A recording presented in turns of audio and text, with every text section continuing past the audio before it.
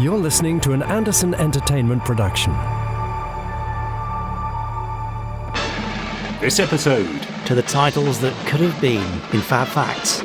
We're conducting a very noisy investigation in the Randomiser. And we're celebrating 200 pods! Hurrah for Pod 200! Of the Gerry Anderson Pitcast! Rude.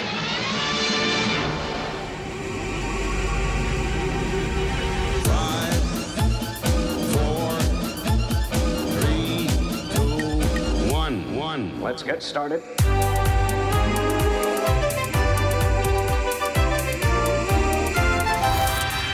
Let's go.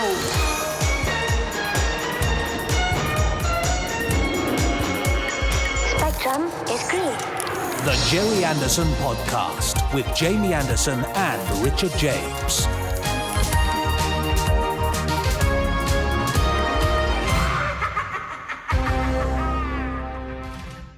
Hooray, hooray, hooray! Hurrah! Do we sing happy birthday to Happy birthday to us? I don't know, that's a bit awkward, isn't it? Yeah. Well, just imagine that other people are singing it to us. Yeah. So are you going to get the, What? the bunting and... You've got the balloons and stuff, haven't you? That was very specifically your job, was to do the decorating and get the cake, and I was to, help you put it up.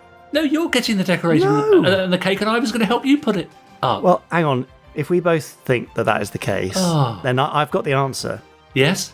It's Chris Dale, who is currently not here, which is why he's so quiet. So he must be bringing in some bunting and cakes and those little things that you blow and unfurl and make a noise. Yes, great, yes. Fine. Look forward to those. I'm sure very soon then, Podsterons, we will be happily celebrating our 200th podiversary. So that's very exciting. And if you've been here from the beginning, well, thank you ever so much. And if you haven't, then that's okay. Welcome along and welcome to Pod 200. Now, Richard James, my lovely co-host of all 200 of those pods, can I ask you, when we started this, did you ever think that after 199 additional podcasts from the first one, that we'd still be doing this? Do you know, I think if you told me that... You would never have started. At the very beginning, I would have said, no, you're all right, thanks. Let's leave it. That's a bit rude, but okay. 200 pods, that's like 4 years. It is, isn't it? The best part of. I mean, the nice thing is, because of the weekly thing, we can probably celebrate our 4th anniversary as well as our 200th podiversary. Yes. So it's only about 8 weeks to wait until our next party. Great. And this time, you'll bring the decorations on the cake? Probably. Yes. Yeah, right. I'll try and remember. Yeah. Anyway, this is the 200th Gerry Anderson podcast. I can't believe I'm saying that. But despite it being a special double centenary edition, we've still got the same old rubbish you've had for the previous 199 podcasts. And my colleague of the previous 199 podcasts, Richard James, will describe those things to you now in case 200 podcasts in you weren't sure what was coming. In case you're in any doubt at all. Well, I mean, it is pretty much the same, with a few additions, I'd just like to say. We've got Fab Facts coming up. I mean, what would the Gerry Anderson podcast be without Fab Fact? Better. Rude. No, rude, sorry. And then we've got, I'm guessing, some Gerry Anderson news, because even though it's our 200th podcast, I bet there's still some news to be shared from the Gerry Anderson universe. Well, it's a busy week this week, so of course. A busy week, yeah. Now, in lieu, not in the loo, which it sounds like I'm recording from because I'm in the spare room today, it's a bit echoey, but in lieu of an interview, this week we've got a special feature featuring us. Oh, no. So normally when the Podsterons get a break from at least you, and if not you and me, instead this week they've got more of the same. Yes, they have, I'm afraid. Oh, yes. I'm so sorry in advance. So Ben Page, our wonderful producer, has put together a little homage to the Gerry Anderson podcast, featuring you, Jamie, and me, Richard, and him. Oh, well, he's not here, Chris Dale, but also many familiar voices from the past as well. Oh, really? Yes, past interviewees. They cut and paste in from their interviews. They haven't come in specially. No, I didn't think so. But little special cliplets from across the podiverse. Yes, exactly. Then we've got the Randomiser, of course, because what would the podcast be without Chris Dale's amazing Randomiser? Shorter. Yes, true. That'll be along much later. And in the meantime, we'll have lots of messages from our wonderful Podsterons, who not only have been emailing in their thoughts and comments and congratulations on our 200th podcast, podcast, but have also sent us, or rather Willow has sent us, a collection of Podsteron voice messages. Oh, that's lovely. I look forward to that. So we'll be hearing from our treat. wonderful Thank you. Podsterons later. Yeah, all that coming up. Well, that's rather wonderful. Isn't it? Thank you all. Yeah. I can't wait to hear your messages, and thanks for being with us all this time. Yeah. Shall we stop with all the self-congratulatory nonsense and instead just carry on with the usual self-congratulatory nonsense? Yeah, okay, let's do that. Okay, well, no, there's no better way to do that, really, than Fab Facts. Oh. Well, all right then. Got to start somewhere. Now, time for this week's Fab Facts. Fab Facts. Yeah, go on. It's now cemented as Richard's favourite part of the podcast and the favourite part of many a Podsteron, hopefully you included. That's you who are in your ears right now. Sorry, I hope it's not uncomfortable. Now, normally I've got a book of Fab Facts and I flick through the book and Richard shouts Fab. Yes. And that stops me flicking and then I give you a random fact. But I thought, how about we just change it up ever so slightly today? Okay. And I can give you a little break, Richard. Okay, And I like the we sound can of this. use numerical determinism to choose this week's Fab Fact. Right. So what I propose, and all you need to say if you're happy with this, is Fab to indicate that is in the affirmative. What I propose is that I flick directly to page 200 of our book of Fab Facts, thus choosing this week's Fab Fact. Oh, What do you think to that? fab. Ah, I knew it. I knew you'd be Yeah, up for it because I it like means it. you can I check like out it. for a bit. Okay, Yeah, great. So, I'm flicking through. Uh-huh. Oh, no, that's 214. Just flicking back a couple of... Oh, not the mic, sorry. Right, here we go. Right, okay. Page 200 of the great book of Fab Facts. Now, this Fab Fact has to do with something that we've all seen on television many times, and that is a pre-title sequence. Oh, yeah, love them. You know what they are, the scenes before the opening credits, designed to hook the viewer's attention by showing them an inciting and hopefully exciting and hopefully enticing incident that kicks Or- the story off, or what? As I call it, in this house, Charlotte's job. Yes, because Yes. she's the clever editor, isn't she? Yes, and she did all that in Space Precinct, yeah. Yeah, well, she did a beautiful job on those. So, She did. we all want those incidents that kind of kick off the story in some dramatic way and makes you want to keep watching. Now, these days, most television dramas incorporate pre-title sequences, but back in the 60s and the 70s, it was a bit more random. Some shows did, some didn't, but most of the Anderson shows didn't, although pre-title sequences were a feature of both The Protectors and the first season of Space 1999. But what was the first Anderson show to incorporate a pre-title sequence? Oh. Well, Richard, it seems only just that to celebrate the 200th podcast, we're talking about an episode of your favourite and very much mine, Yes. Joe 90. Of course it is. So, Great. yes, dear old Joe featured pre-title sequences on 15 of its 30 episodes. Now, okay. these would normally involve some kind of a disaster or a naughty villain twirling their moustache, or otherwise setting up some problem that Joe would then have to sort out later on. But since pre-title sequences were only used on half the episodes, maybe it was a bit more of an experiment, or just down to the individual editor's discretion. Who knows? Yeah. If it was an experiment, evidently it was judged a success because the first Anderson series to incorporate pre-title sequences on all of its episodes was the very next show in that sequence, The Secret Service. However, the script for the first episode of The Secret Service indicates that the plan was originally not to feature a pre-title sequence to set up the story. Instead, an exciting clip from much later in the episode was to be played out of context before the opening titles instead.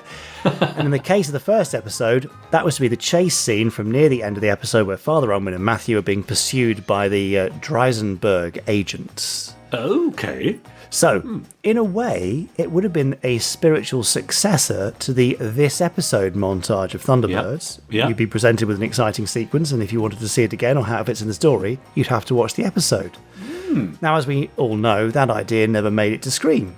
Maybe it could have worked out, but showing an entire scene that you're going to show again later on in the episode, perhaps it wasn't the greatest idea, especially since the pre-title sequence for episode 1 would have included Unwin and Matthew successfully escaping the enemy agents that were chasing them. So giving away the whole success of the thing. Yeah. It's not the best idea.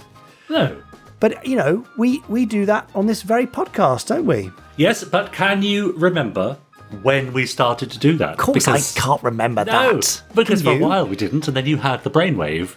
But yes, what a genius Brainwave it was, obviously. To make it feel more Gerry Anderson-y, let's have this episode. Yeah, and well, I think it works. Yes. But what do you think, Podsterons? So you never really considered actually taking, rather like Secret Service, taking a part of the podcast, the most dramatic, maybe, I don't know, Chris Dale doing the randomiser and putting that up front before the titles? The randomiser choice at the opening of the episode. Yeah, we should have done that. Absolutely. Well, we do that a little bit, not quite that, but in every week we have a teaser. Yes. Which just gives you a bit of this episode and a little tiny blast of the interview. Yeah. So nice. Yeah, it's a kind of spiritual continuation of all things Anderson. Oh. I mean, it's interesting. I don't know where you sit on the this episode montage thing or the kind of pre-titles sequence. But I think it's an exciting hallmark of all things Anderson, and sort of feels almost wrong to not have them now. Oh, I agree. I like to be enticed. I like to see a bit of what I'm in for. I like it. And the Space Precinct ones were very similar, I feel, to Thunderbirds, really. Yeah, true. That was a lovely callback. Anyway, what do you reckon, Podsterons? Let us know your thoughts on pre-title sequences and all that sort of stuff, and this episode montages, podcast at gerryanderson.com. Ah, yes, but if you do that, could you please include a montage of the email before you write the email? This email! Yes, that's right. Okay, yeah, I think I'm going to write all my emails like that from now on. Just a collection of all the best bits of the email, and then write the email. That's the sort of too long didn't read version, isn't it? The TLDR. That's right, that's right. Perfect. Yeah. Well, I'm not going to get anything done now, thanks, because all my emails are going to begin with this email intro sequence. Right, anyway, I think that's probably the end of this one. We've brought ourselves via a pre-Fab Fact sequence to the closing of this week's Enticing Fact! Literally, after 200 podcasts, couldn't think of anything to say. So I noticed. That was all you, Richard James. Thank you so much for filling in for my uselessness. Well, it's my pleasure. It's what I'm here for. Now, you're listening, believe it or not, to the 200th episode of the Gerry Anderson podcast. Here we are. Now, even at this late stage, it's still very easy for you to subscribe to us on whichever channel you're listening to us on, whichever platform you find us, and subscribe and leave a rating and a review. Let us know how you think we're doing, even after 200 episodes. We could still do a little bit of constructive criticism. Jamie certainly doesn't mind that. I might. Very happy to receive. Yeah, and also share us with your friends as well so they can get to hear us too, because we love having new listeners, and we know people are coming all the time, and then discovering that there are almost 200 pods to listen to and have to go back and start all over again. Now, we've also heard, of course, from our wonderful Podsterons who've got in touch at podcast@gerryanderson.com. For example, Leah said, "Hello, Jamie and Richard." Hello, Leah.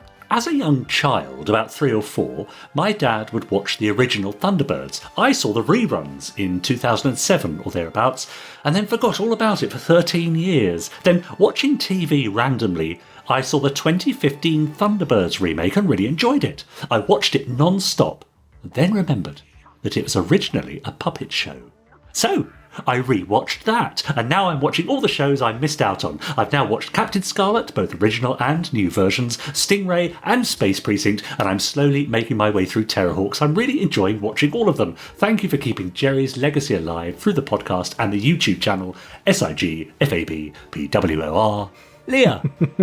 That is nice? Really lovely. Yep. Thank you, Leah. And again, just shows the amazing spread of generations that listen to the pod. Yes, that's right. I saw a comment somewhere ages ago saying, well, most of your listeners probably watched the original 1960s version, but I don't think that's true. I don't think that's true at all. I think it's across the decade, and that is absolutely brilliant that Anderson can still bring together multiple generations to all enjoy similar stuff. Absolutely, and how lovely that there are sort of multiple gateways in as well. It might be the live-action Thunderbirds movie, it might be the recent Thunderbirds Are Go TV series, but all of those things tend to suck you in and bring you right back to the source material. They are excellent underfunnels.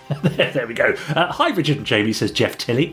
He says, I hope you enjoyed this audio contribution as much as I did writing and putting it together. I've never audio edited anything like this, so I hope it's okay. He says, by the way, John Coleshaw doesn't have to worry too much about any competition from me, but I do my best, all the best, from Jeff Tilley. So have a little listen to this.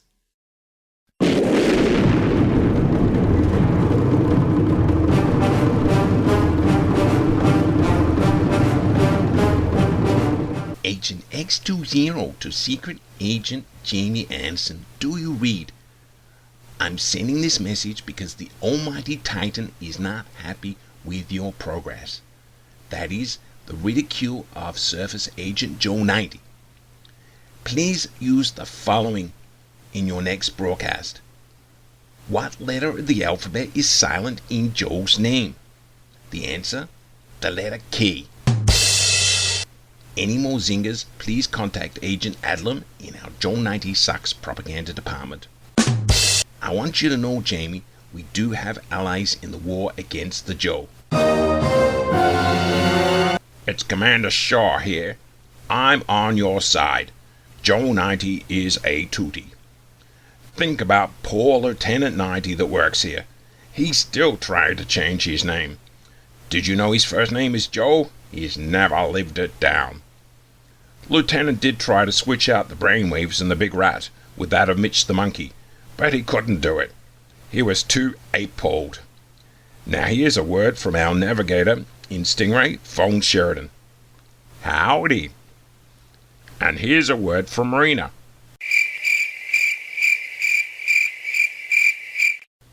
Does that gag ever get old? Now here's a word from Troy Tempest. Hello, ladies. Troy was really bad at maths. Now that I have to get back to work, Agent Anderson, but I just want to let you know that remember, not every siren you hear means that there's a quick fire 5 coming. Happy 200th podcast, Shaw out.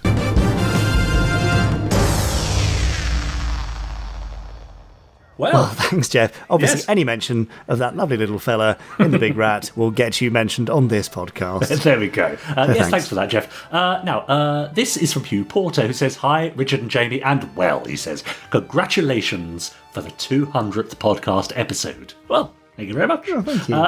It's been an honour, he says, listening to this amazing, spectacular, and FAB podcast every week, and always nice to listen to, especially when completing my final year in school. Now, he says, I have a question in which you may want to refer to Chris Dale for answering. Ooh. Well, he's still not here, is he? I mean, hopefully he'll arrive at some point. Yeah, it is the 200th after. Balloons and the cake and all that sort of stuff.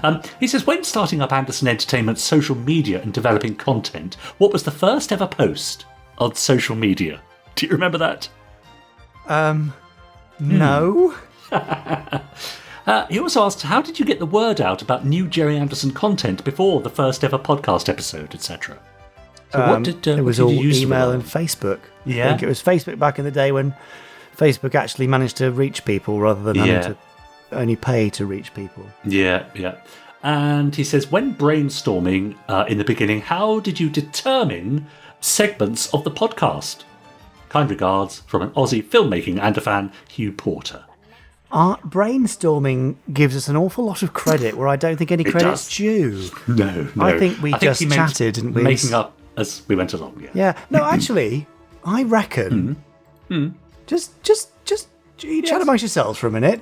All right. Because I reckon you had a different email address then, didn't you? That's right. I've got it there. Oh, you haven't got... Oh, no. You can read out my response to your suggestions. Well, I'm just wondering, you see. Yes. Oh, no. That's not it there. Can't believe you keep all the emails. Well, I keep a lot of emails, you see. No, I delete all mine. Do you? Yes, I have to have an empty inbox at the end of the day. Ah. Yeah. Otherwise I can't sleep at night. When did we start this podcast? 2017? Yeah. No, 2018. Right. Dear Richard. I'm sorry to, be useless here, but I really want to... That's fascinating. I think you're taking the mickey here. Let me read another email. Hello, Yes, Jamie, please do Richard, that. and Chris.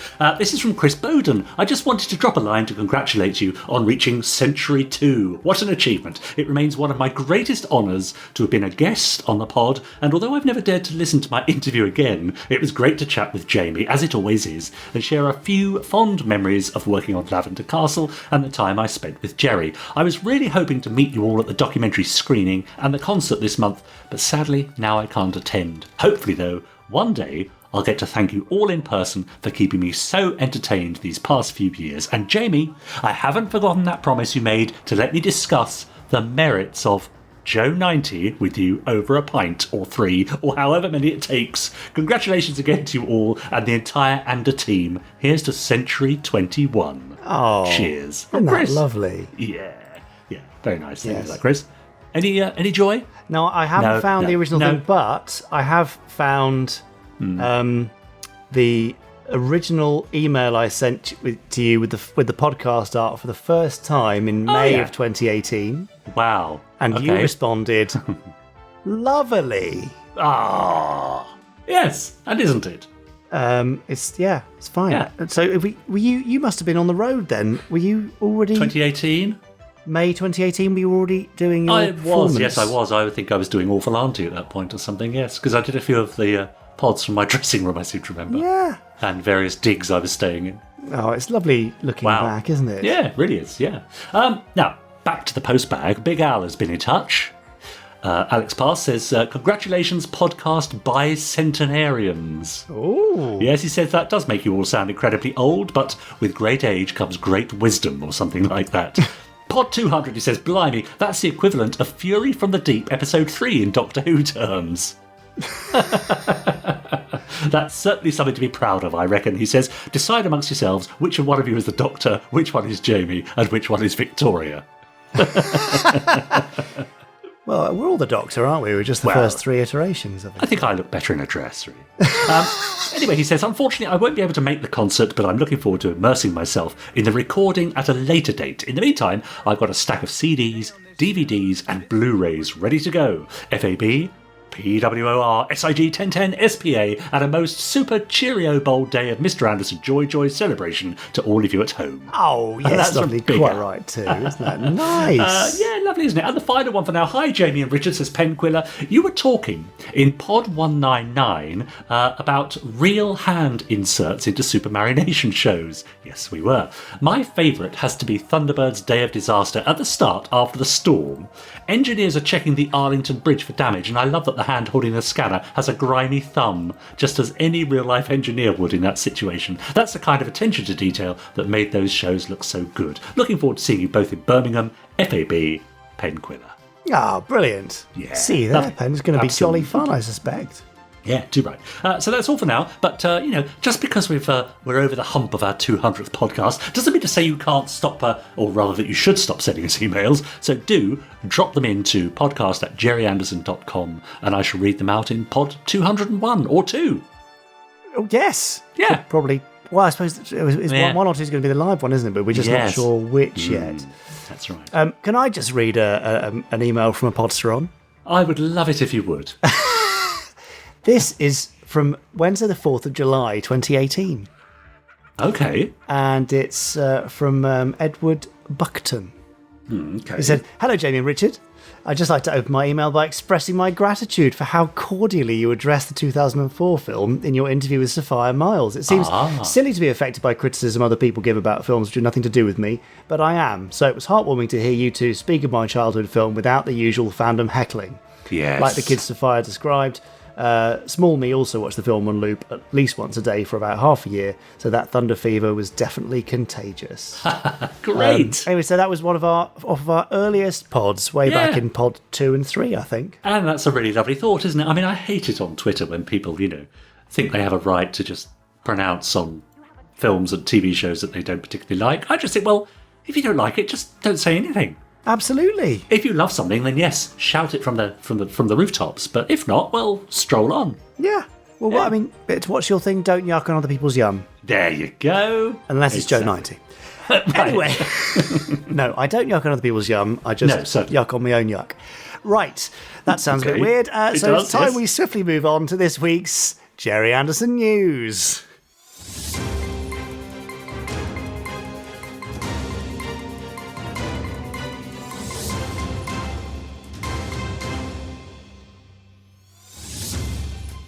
Yes, it's everyone's favourite part. It's the 200th Gerry Anderson Newsy, news. Do we have to say Yay! newsy 200 times? We could try it. Shall I do that while you do the news? Do you want to do it quietly in the background? All right. Newsy, news. Don't take over. Okay.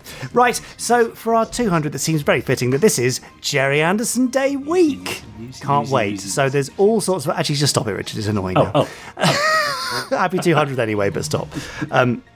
So, Gerry Anderson Day is this Thursday the 14th of April. It was Dad's birthday. He would have been 93 this year. It's the 10th year that he's going to not be here when we get to Boxing Day. So it's a bit of a milestone year, I guess. And obviously, the main thing that's happening on Gerry Anderson Day this year is Fab Live. No, it's the launch of the documentary Gerry Anderson: A Life Uncharted, which I really hope you can all watch. I know lots of you are outside of the UK, and we're waiting for broadcasters and streamers to pick up the stuff there, and we'll let you know when we have information there. But if you are in the UK, you can watch it from the 14th on BritBox, and if you don't have BritBox yet, well, you can get a week's free trial, which is more than enough time to watch a 90-minute documentary. Yep. As well as all the other Anderson stuff that's on BritBox. And then I'm not recommending you do this, but then you can obviously cancel after 6 days, and you don't pay a penny. So there's your way to watch it free of charge. I know it's a bit of a pain if you need to get a new streaming service, but I promise you it'll be worth it. If you joined us on Saturday just gone, Saturday the 9th, for the premiere at the BFI, thank you so much for coming. Yes, it's great to see you all out there. You know, I hope you had an enjoyable viewing, even though it is an emotional watch. But plenty of other opportunities to watch it. We're going to be doing a cinema tour across the country. In fact, we've just booked a date for Glasgow, so more on that very, very soon. Other places we've booked, I think, include Uckfield, Manchester, Leeds, some other places, Carmarthen Bay. Plenty of things coming up. So stand by for further dates of more Gerry Anderson: A Life Uncharted screenings. Now, the other thing, which is free and anybody in the world can watch, will be our Gerry Anderson Day Fab Live, coming to you from a top secret location. Now, at this stage, shush, don't tell anyone where it is. I should say, Richard, I have not yet actually fully secured the top secret location, but I'm sure that will probably be fine at some point. Okay, great. So there we go. So they don't know yet. It's so secret, even they don't know. No, they don't know yet, but they will. You know, we've got to keep these things under wraps until a key moment. Now, fair enough. I know for a fact there's at least one other very exciting bit of news coming on Gerry Anderson Day, so stay tuned to our social media and other related entities' social medias, which I'm sure will make lots of you very, very happy. It certainly makes me very happy, and I've been an integral part. Actually, not integral sounds very self-aggrandizing. It's all about you, isn't it? No, I've been a small part, but involved from the beginning in said project. That's what I mean to say. Right. So you'll be very happy about that. Now, for the rest of the week, there's more goodies happening. I believe Shout Factory are doing something for Gerry Anderson Day too. So wherever you are, look out on your Anderson-related social media. But then this coming weekend is the real big one, 15th and 16th. The 15th will be in Birmingham for a special screening of Gerry Anderson: A Life Uncharted at the Electric in Birmingham, joined by our recent competition winner. Congratulations, whoever you are. I can't tell you at this stage, but congratulations. With a Q&A afterwards, hosted by the rather lovely John Culshaw. And then, of course, for the big Saturday the 16th, goodness me, there's a lot going on. A live podcast recording at 2 p.m, for which I think 2 tickets are still available. If you want to go to electricbirmingham.com, we'll see you there with some special extra treats. Then you can go on to watch Thunderbirds Are Go, the 1966 movie from a 35mm print at the Electric, and then obviously head over to the concert hall, to Birmingham Symphony Hall, for an incredible night of Standby for Action, hosted by the lovely John Culshaw, featuring a 55-piece orchestra, making their way through 6 decades of Anderson goodness with a few treats thrown in for good measure. It's going to be very, very special indeed. Yeah. I can't believe it's already happening. That's crazy. I know, it's just here. It's raced up, and it's suddenly upon us. That's right. Now, there's a bunch of other stuff going on. If you want to grab one of the posters from Gerry Anderson: Life Uncharted, you can do so at the Gerry Anderson store now. We have 50 numbered special A1 versions signed by me and producer-director Benjamin Field. Sorry, that's the dog coming in the cat. Obviously. Signed by producer-director Benjamin Field. There's only 50 of those, and they're hand-numbered. They may have sold out by the time that you hear this, but if they have, then don't worry. Endless A2 versions are available, and if you want a different size, then email us, let us know, and we'll see if we can accommodate your request. Great. It's a really lovely poster. The image of Gerry with Thunderbird 3, and I think is that And Fab 1, and then Scott looking up at him. lovely. Perfect. Yeah, it's very sweet, isn't it? It's a very tender little thing by Marcus Stamps. And there's so much more to come. We're working on some very cool stuff in the background. And also, BritBox will be filled with Anderson stuff. You will see on Thursday, hopefully, or possibly Friday, some more Anderson content will be joining the platform, as well as a bunch of special intros featuring outtakes from the audio that wasn't used, or wasn't used in its entirety from the documentary, where Dad talks about his motivations and the things that fascinated him and how they then connect into the shows that you know and love so well. So, great. There you go. There's definitely more going on, but goodness me, there's a lot to focus on this week. So it's all about Gerry Anderson Day, Fab Live, Gerry Anderson Live Uncharted, and Stand By for Action, Gerry Anderson in concert. I hope to see you all there, as many as possible, and I look forward to speaking to you the following week, probably in a very likely hungover state, I imagine. I should imagine so, yes. So apologies in advance. Or in a hospital bed somewhere. Yeah, it could be either. Who knows? We'll let you know in due course, Podsterons, but thanks for listening. That is the end of this week's Gerry Anderson Day Weekender News. That was the news. 199th news. Ah, yes. You see? It must be, mustn't it? Yes, it is. You're right, because in the first one it was just a teaser. Yeah, exactly. And the weird thing is, I'd completely forgotten. By the time this is out there, and you lovely Podsterons are listening to it, we would have had the premiere of Gerry Anderson Alive Uncharted at the BFI. Yes. And we would have seen many of you there, and I'm sure we would have had a high old time. Well, but isn't that weird? I'm sure. Yes, time is a funny thing, isn't it? Time is a funny thing. I'll tell you what else is a funny thing. Our Facebook group. Now, if you're on the best Facebook, way possible. Yeah, it's very easy to find it. Just go to facebook.com/groups/Podsterons, answer a few questions, and we'll let you in to join the fun. Scott Big-Cleaky has posted, I did 2 Gerry Anderson sort of things over the weekend. I met Mark Silk, friend of the podcast, who voiced Captain Rigby from Thunderbirds I Go Season 3 at Wales Comic-Con Telford Takeover, and I had an autograph from him and a selfie too. And secondly, says Scott, my wife has pre-ordered me the new Thunderbirds audiobook on book and CD, and she said I can have them for my birthday, which is at the end of the month.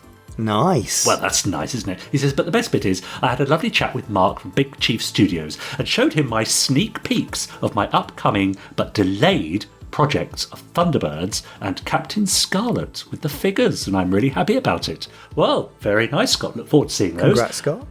From China, Paul Hyder says, I dreamed last night that the Thunderbird craft were flying low over my head, but I couldn't get my camera out in time. Seriously, he says, I'm 57 and I'm dreaming about Thunderbirds. Brilliant. That means you're living life to the fullest. Exactly. Pen Quiller again says, I spotted the Lady Penelope train on my way through Rugby today. Sorry, no photo. I didn't see it in time. Now, finally for now, Simon Allen posted, following today's pod, which is 199, on the Very Anderson podcast, as he calls it, which double act do you think are most like Richard and Jamie on the Gerry Anderson podcast? And he's made a rather handy poll. Would you like to hear the results? I would love to, because I saw the stills that he created and I had to swallow the sick back down in my mouth because they were terrifying. Quite frightening, weren't they? Well, with 1 vote, Cannon and Ball. Okay. 2 votes went to the Chuckle Brothers. Pinky and the Brain were added by Chris Dale and got 4 votes. Interesting. But tying in first place, Laurel and Hardy with 11 and Morecambe and Wise with 11. I mean, I'll take that. Wow. I'll take that any day. Yeah, that's very gratifying, very kind, and completely wrong. But okay, yes, fair enough. And now, talking of Podsterons, I did mention earlier that Willow has collated a lovely collection of messages from our wonderful Podsterons, wishing us all the best for our 200th pod. Would you like to hear it now? I would love to. I'm going to sit back, listen, and enjoy. So thanks in advance for doing this, everyone. Let's go. Hi, this is Willow, proprietor of the Podders Arms and Corraller of Podders. We're here with a few messages to celebrate you reaching your 200th pod. I've been listening since the start, and my favourite pods were the interviews with Mark Silk, Sophia Miles and Shane Rimmer. I just love to hear how people got into the work that they do. So before I hand you over to my fellow podders, I'll just say a very big thank you for all your hard work, and long may it continue. Granny Crunchies and the Gerry Anderson podcast. The perfect way to start the week. Jamie, Richard, Chris, and all the crew who do a magic, fabulous job every single week for us Podsterons, keeping us entertained. Congratulations on your 200th pod. Here's to your next 500. Hi, it's Steve here. 200 pods. Well, I gave it a month. Shows how wrong I was. Well, it's a tried and tested format that really works, especially with the genial hosts with the mosts. Here's to the next 200 pods. All the best, Steve. Hello all, Simpsons Clips 24 here. Wow, 200 pods. It only seems like yesterday since I first made a contribution to this podcast. It was in pod 40, by the way, in case you're interested. Where's the time gone? Either it's gone really quickly, or I've been cryogenically frozen for a long time, and I've just thawed out. I'd go with the latter, personally. Either way, it's been a sweet ride, and here's to the next 200 pods. Hi, Doug here. Congratulations, Jamie, Richard, and Chris, on the 200. Keep up the good work. FAB. Hi, Jamie and Richard. Congratulations on getting to 200 pods. I still remember the pod 100 when I was making Tracy Island, and I'm still behind. I'm slowly catching up. Keep going. I'm hopefully going to catch up by pod 300. Hi, Jamie, Chris, and Richard, and Penquilla here. I just want to say thank you for the entertainment you bring us every week. I only started listening at about pod 100, so I'm still trying to catch up on some of the back numbers, but I really appreciate it. And I also appreciate all the friends I've made through the Podsterons Facebook group. They're a lovely bunch. Thanks a lot, and looking forward to more podcasts. Hi, this is Rob Cassidy, Podsterons resident nuisance and now custodian of Kathy Costello from Space Police. Just wanted to say congratulations on reaching the 200th pod. You guys are amazing. You entertain us every week for free. I can't say anything bad about a couple of guys that do that. So thanks very much. And here's to the next 200. Hey guys, AC here. Just thank you so much for all the hard work that you put into every single podcast. You make it look easy, always entertaining, and we just all really appreciate everything that you do for the fans. So keep it up. Let's get this to pod 400 in no time at all. All the best. Wow. I mean, pod 200 coming up. I remember when they wondered would he get to 50. It's been a hell of a ride. We're all keep chugging on and enjoying the entertainment so much. I mean, thank you for the work, the presenting, the organising of it all, people in the background helping, the people putting their recordings and interviews into the podcasts. And I hope there's still lots more to come. I mean, I am way behind, as per, but you have kept me entertained through so much. And thank you so much. And let's keep going with the pods. And hopefully we'll reach pod 1000 eventually. Thanks very much, guys. What do you mean they're still going? Pod 200? I thought they finished ages ago. But seriously, chaps, Richard, Chris, and the other one, thanks again for all the work you do doing the podcast. 200, it's quite a milestone. And really, the last 2 years we have been very, very bad, and the support of people in this podcast group, it's really been a help. So thanks for the lovely situation that you have created. Thanks. Hi, Jamie. Hi, Richard. Congratulations on your 200th pod. This is Paul Hyde from the Isle of Wight here. Loving the podcast. Keep up the good work. See you in Birmingham. Hi, Jamie, Richard, and Chris. This is Podsterons Rebecca Andrews, wishing you all congratulations on 200 pods. Thank you all for being such wonderful hosts, and also a big thank you to everyone who works very hard behind the scenes of the show. Thank you all for all the fascinating, insightful, and diverse content since the very first pod. It has really helped to renew, inspire, and encourage my love for all things Anderson. I'm also grateful for the wonderful, amazing community that has sprung up around it. Congratulations once again on 200 pods. Here's to the next 200 and beyond. FAB, SIG, SPA, PWOR. Hi Chris, Jamie and Richard. First of all, congratulations on 200 pods. That's an amazing achievement. Seems like yesterday I discovered you guys and downloaded the podcast. It's nearly 4 years later and I haven't stopped listening since. Thanks for 200 episodes. Hope there's many more. From Andrea. Hi everyone, my name's Jessica, also known as Squiddy, for my obsessive love of one Gordon Tracy. Many congratulations on 200 episodes of the podcast. Keep being amazing, keep creating, and FAB. Hello, Willow here again, resident John Tracy expert and #1 fan. Just rounding off these messages with a few more quick thank yous. We would like to thank the awesome team at Anderson Entertainment that aren't involved with the podcast itself. Our thanks go out to Louise and Tim at the Anderson store for being so great with their customer service, and Louise for her interactions and discussions on the podcast Facebook group. Also, an extra big thank you goes out to our friends AC and Chris Thompson.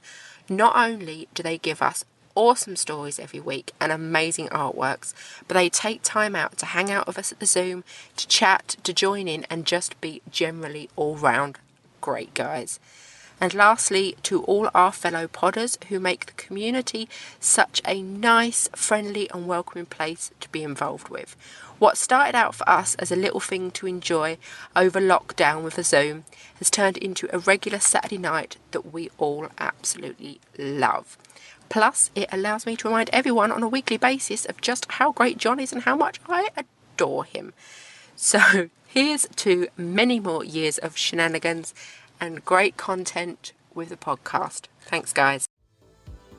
Oh, what a lovely thing to do! Thank you so much, Yes. Podsterons. That's so kind of you, and just so lovely to hear. And it, we don't often get to put names, let alone voices, to Podsterons. True, because it's very kind of one way, isn't it? I mean, yes, we've got emails and stuff, but when we're doing it, it's just you and me, and then normally Chris in the corner doing something weird.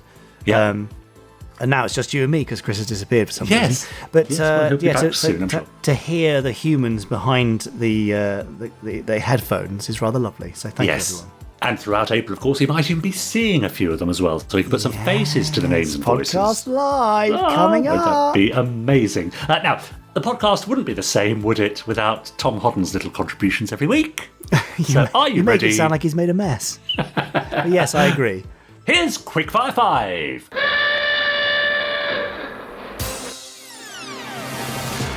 Right, Jamie, are you ready for the dreaded return of the movie round? Oh, no. Once again, some of our favourite actors have been busy, but which of their outside projects will you choose to endure? Would you rather see the Aquamphibians in Waiting for Godot, or Oink the Seal in When Harry Met Sally? Oh, what? Well, it depends who Oink is playing, but if Oink's playing Sally, then that'll be a fascinating scene, so I'll go for Oink. Okay. Secondly, Master Spy as the Godfather or Twizzle in Don't Look Now. Master Spy and the Godfather would be great, so yes, I'm going for Yes, wouldn't it? It'd be perfect. Joe 90 in the Ipcrest File or Slow-Mo in the Terminator. Slow-Mo in the Terminator. 100%. That'd be brilliant. I'll be back. Amazing. Hudson as Herbie Goes Bananas or Tex Tucker as Shane.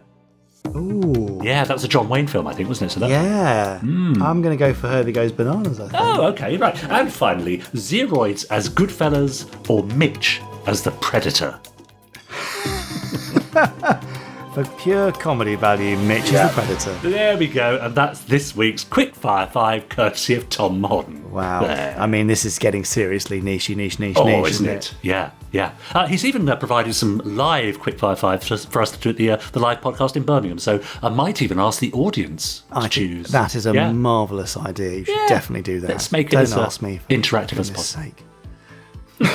There we are. So, all for now, but do carry on the celebrations for our 200th pod over on the Facebook group. Let us know how long have you been listening, what was your favourite interview, whether you've ever emailed us, whether you've ever sent a voicemail. Let us know on facebook.com/groups/podsterons. Yes. Hang around there. It's a lovely place. It is, yeah. Now, Richard. Yes. Normally this time every week I either say I've been speaking to, or Ben Page has spoken to, or we've got a free bit of an episode.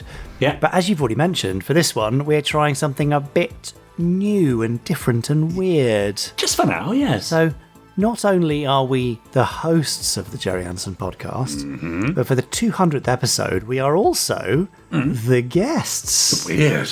The hosts, if you want to make a portmanteau of those words. Right, anyway, okay. let's not do that. We're the hosts and the guests and the guests and the hosts. So Ben, our lovely producer, has very kindly put together this look back at the past 200 pods. Crikey! I mean, imagine if he only did 30 seconds of each. Yes. That would be an hour and 40 minutes just on that, but he's not doing that, hopefully. So here's a look behind the scenes on how it all happens. We tell you some secrets, some clips, all at the sort of podcast HQ, even though that's remote and spread across the country. But let's do it. Let's hop in the TARDIS for a look back across 200 pods. In you go, Richard. Thank you very much.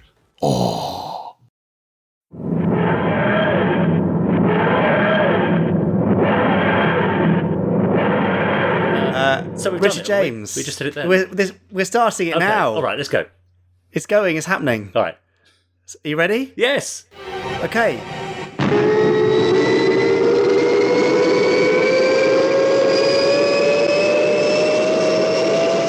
Because I felt very sorry for Richard James, who had nothing to do and was sort of bumbling about in Cookham along the river, eating ice creams, and I thought we need something productive to do for this, this stray. Jamie and I hooked up a year or so after Gerry died. I think I sent my condolences via Facebook, or at least my wife Charlotte did. And I think we sort of exchanged a few messages.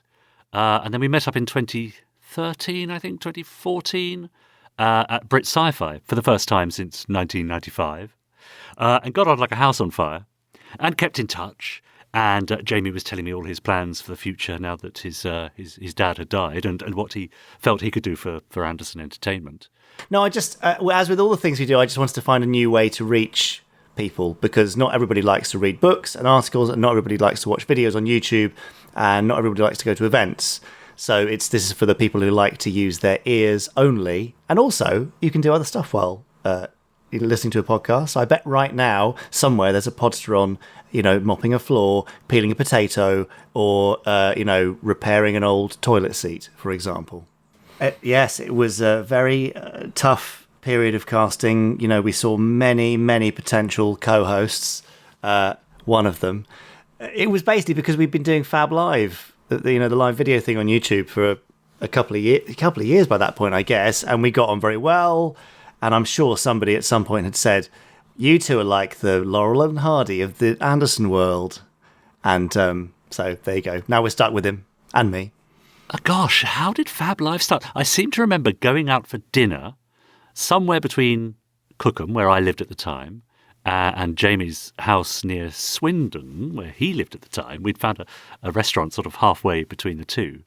And that, I think, was when he first brought up the idea of doing a Facebook Live broadcast, which we then proceeded to do every month for a couple of years or so, before things got too busy.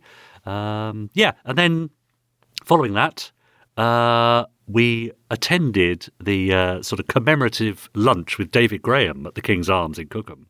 And I think it was on the walk back to my house following that, when we'd had one or two glasses of wine, that Jamie then suggested the podcast. And here we are, 4 years later? Well, like many things in this world, it came from a WhatsApp message from Richard James. My phone pinged while I was standing in a bus queue one day, and it was, think you're doing a podcast. Do you want to join in? And that was it, really. Nothing more exciting or glamorous than that. And we're still doing it somehow. 200 weeks later, it's incredible, and people are still listening. We took perhaps some inspiration. Borrowed an idea from the Big Finish podcast, because they have the Randomoid Selectatron, but on that, they just do an offer on it. I don't think they do a kind of review. But as we all know, Chris Dale does these amazing reviews and documentaries and mockumentaries and spoof stuff. And he's just got a great mind for everything Anderson, a great sense of humour, and kind of is able to deliver a nice combination of interesting and funny stuff. It's really, Richard and I have managed neither of those things, so it's quite refreshing to have that at the end of the podcast. And so, yes, long live the Randomiser. Well, the idea for it came from, I'll admit to a certain amount of laziness. I didn't want to do too much work, and I was reminded of one of my comedy heroes, a chap named Graham Garden, who said, "Oh, we're going to do this new comedy show. I'm sorry I haven't a clue, and it's going to be easier if I don't write scripts. I'll just do whatever comes naturally." And ultimately, he found that it was just as much work as preparing scripts. But it also seemed to me that nobody was, although there were like Doctor Who episode commentary podcasts, and I think James Bond and similar, Star Trek as well, there was nothing really for an Anderson audience. And luckily or unluckily, I've got all this stuff just crammed in my head, looking for some kind of outlet, some kind of way to escape. And I'm also, I'm familiar with most of the shows and most of the episodes, so it just seemed a natural fit. Here's something you can do, no one else is doing it. And we're still going. I'm more than a third of the way through now, which is insane to think that it's gone on so long. But I made it quite clear to Jamie that he, in the early days, would have to source all the interviews, because I didn't really have the contacts that he might have. Although, I've had a few interviews of my own with various people. But I was quite content for him to do the lion's share of the work. And back in those early days, he was even putting the thing together, editing it all together as well, which took him, a full day out of his time, whereas I just provided my voice once a week, for which I was very happy. So here we go. It's Sophia Miles. My name is Sophie Aldred, and I played Ace in Doctor Who, the assistant to Sylvester McCoy's Doctor. My name's Gerry Newman. Hello, partners. You are listening to the Gerry Anderson podcast. I hope you enjoy it. My name is Chris Packham, and I'm a naturalist. This is Shane Rimmer, and you are listening to the Gerry Anderson podcast. Hello, I'm Nick Briggs, and I'm here to talk about Gerry Anderson. But my name is Denise Breyer, and the person who has influenced my career so much was Gerry Anderson. My name's Mary Anderson, and I'm the widow of the late Gerry Anderson and proud mother of Jamie Anderson. Because today, for Pod 53, we're coming live from the fab world of Anderson in Leicester! I'm John Glenn. I'm probably best known for directing James Bond movies. I did all the Bond films of the 80s, all 5 of them. I'm Jamie Anderson. I'm here on Breakaway Day, September the 13th, 2019, 20 years after the moon left Earth's orbit. And I'm joined by... I'm Kevin Fong. I'm a doctor of medicine, but I'm a Space 99 super fan, I think. I'm Samira Ahmed, and I'm a journalist. But I grew up loving Space 1999. Hi, I'm David Parker. I'm Director of Human and Robotic Exploration at ESA, which is the European Space Agency. And so my life is spent working on future space projects, and I have the privilege that some of my staff include Europe's astronauts. My name is Charlotte Serple, and I was the first assistant editor on Space Precinct. Hello, I'm David Tremont. I'm a model maker at Weta Workshop. Hello, I'm Brian Cox. And I'm Robin Ince, and this is the Gerry Anderson podcast. Hello, I'm Matthew Sweet. I'm a writer, I'm a broadcaster, I'm a bit of a historian. I'm on the radio sometimes, and I really like science fiction. I'm Catherine Schell, and you may know me from Maya in Space 1999. Hello, I'm Richard Harvey. I'm a composer of some notes maybe not of note. Well, hello there. My name is Jeremy Hitchen, and I was one of the lead voiceover artists on the Terrorhawks. Hello, Jamie. It's Richard Taylor here in Wellington, New Zealand. I'm at Weta Workshop. I'm the design and effects supervisor at Weta Workshop, but I'm also the co-founder of the Weta Companies. Hello, this is Justin Lee. And this is Lindsay Lee, formerly Lindsay Holong. Thank you. We're delighted to be with Jamie to talk about all things Supermarionation and beyond. Hi there, I'm Jules DeYoung. I was Lieutenant Green in the new Captain Scarlet, and I've just been able to play a little bit of Atlanta for some Stingray. Hello, my name is Samuel Clemens, and I am the director of a variety of the Anderson audio adaptations. How do we keep the passion alive? Is that sort of what you're asking in this hosting marriage that Richard and I find ourselves in? Well, we'll come on to that, I suppose. But the way we managed to make it work is by block recording. So we record 2 episodes at a time. I'm sorry if that lets anyone down in their illusions of recording in the small hours of a sort of Saturday night or Sunday morning before the release. So Rich and I just get together when we can, but then the whole reason it works is because everybody else in the kind of behind-the-scenes army, including Ben Page and editor Laura and Chris Dale, all do their bits and bring them all together and just make it work. So Richard and I have really got the easiest bit because we basically just chat nonsense to each other for 45 minutes per podcast. That's how long it normally takes us, with a few interruptions and stupid gags and bits that have to be cut out. Well, I think the magic. I think a lot of it is, and don't tell him this, but I think it's to do with the relationship I have with Jamie, actually. I think that's what shines through. I mean, people often comment upon it when they message us. And I think, to me, it's just a gathering of friends, isn't it? And I hope that, we just feel like we're being invited into people's ears once a week to join their sort of friendship circle and talk about stuff that they want to talk about. And perhaps they can't talk about amongst their usual circle of friends with a special friends that it's okay to talk about Gerry Anderson with. And it's fun. I mean, it is fun. Jamie and I make each other laugh. For the most part, it's just ad-libbed. It's just 2 of us having a bit of fun and hoping that translates to our listeners too. Recent weeks, there have been several bits that have had to be cut out, unfortunately. But that, I think, is the reason it works with Richard, because we are basically behaving as if we were down the pub, a couple of pints into our evening, 3rd pint in hand. This is not how we record, by the way. It's just an analogy.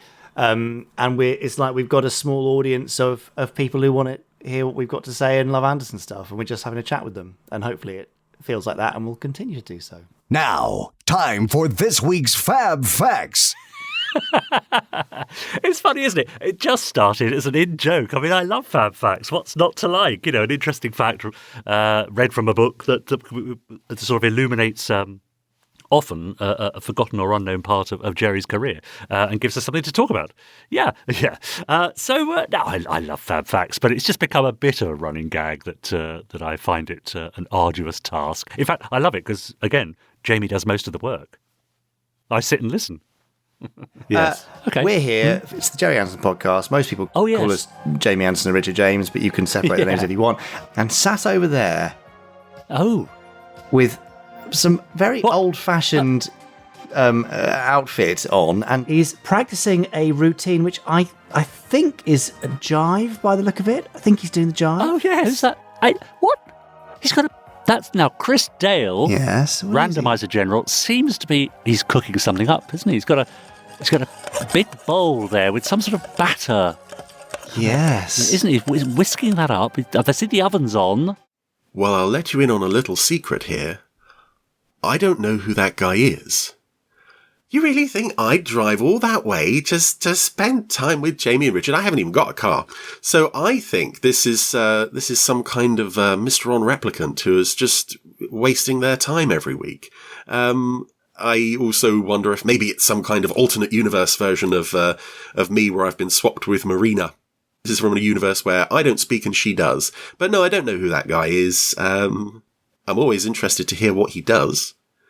But I think they should probably do something about it. They've got some security problems there that need to be taken care of.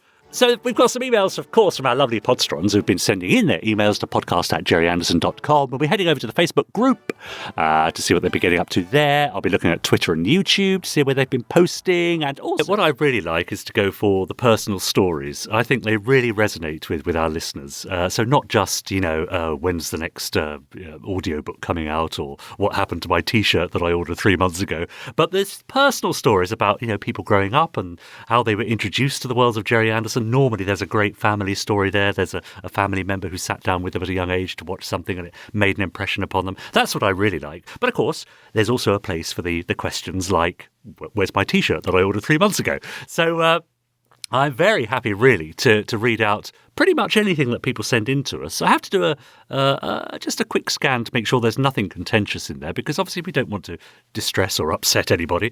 I have to say those messages are very few and far between.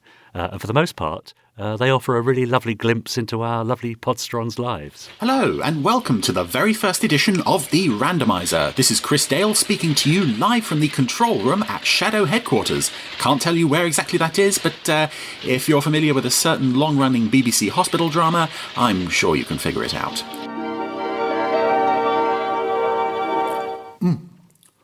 That was absolutely wonderful. I'm not usually one for seafood, but that was delicious, wasn't it? I'm also not one for small talk, as you've probably noticed, but of course, neither are the two of you. So, Aphany, Marina's told you what she's helping me with at the moment, has she? Yes. Marina, one day you're going to have to teach me what this whole hand-waving thing means. Well, that came about really through, I suppose, necessity in a way. It was in the, I think, third or fourth introduction where I had her there, and I realised that in doing these introductions, I always need to find useful dialogue lines from characters.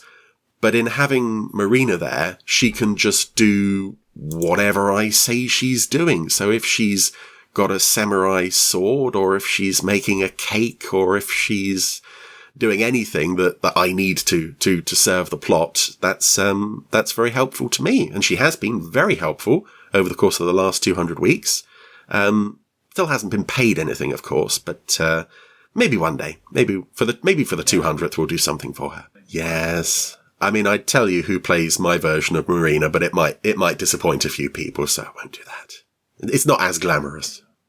Don't hit me. Coming soon from Big Fish Productions.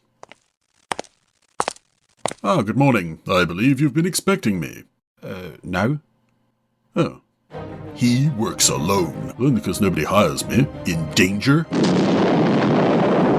And in shadow. No, they didn't want me either, actually. He is Steve Solomon, Special Agent. I would very much like to destroy him. Very much, indeed. And he works for Second Action Department. It's far too exciting for me. It's the series for exotic locations. We've got a situation brewing on the Isle of Wight, Solomon. And international intrigue. What can you tell me about the late Professor Caterpillar? Oh, my darling, you're dealing with dark forces you won't be able to control. You are my prisoners. Right. And I am Youngster. Of course. And I will release you if you agree to my demands. Which are?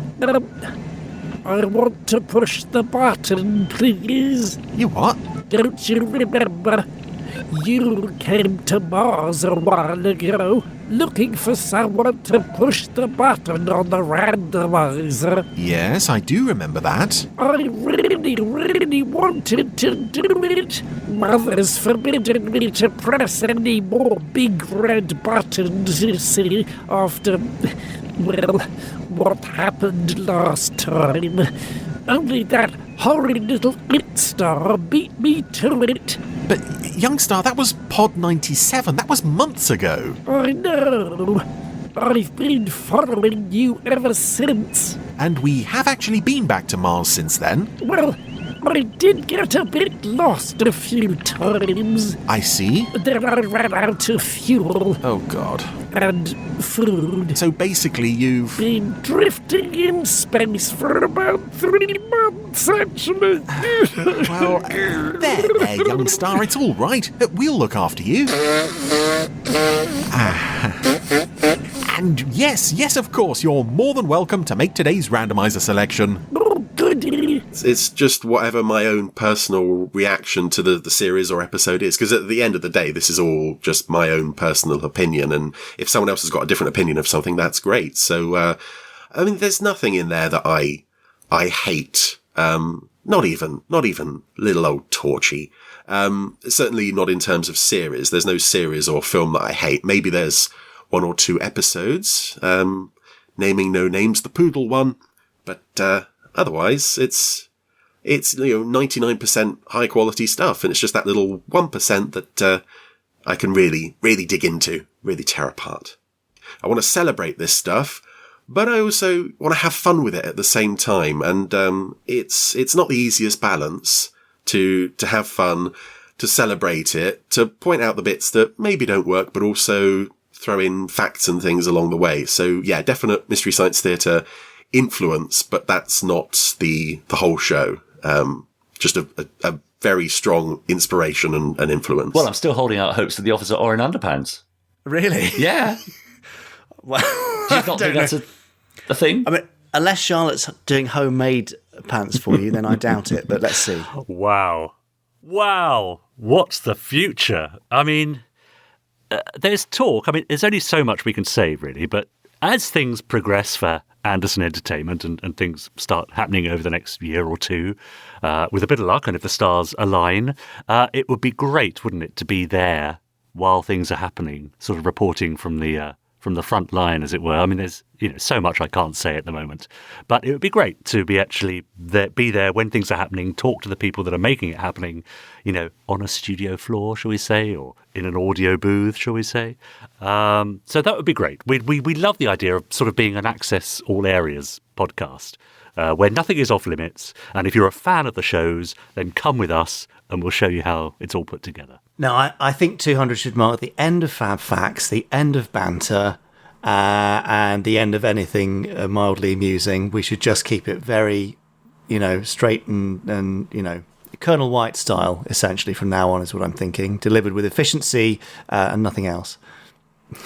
So not much changing. No, I think we'll keep evolving it. We'll keep doing more new stuff. I really want to get actually in a physical studio with Richard rather than all this remote stuff, and record it on video, because that's what a lot of people do. They get together and they have the video versions, and I think that'd be really nice to see us messing around, because you hear us messing around, but seeing it, well, that'll take it to a whole new level, about 3% worse than just hearing us, but maybe that'll be worthwhile. And I'm sure there'll be new features.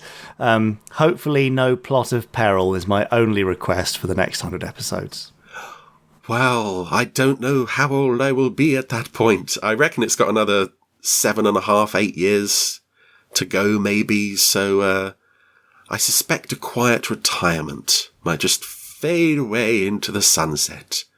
Or Richard and Jamie will assign me something else to do. I don't know. But it's a long way down the line. They might, if someone finds all those missing episodes of Twizzle, that'll keep me in work for another year.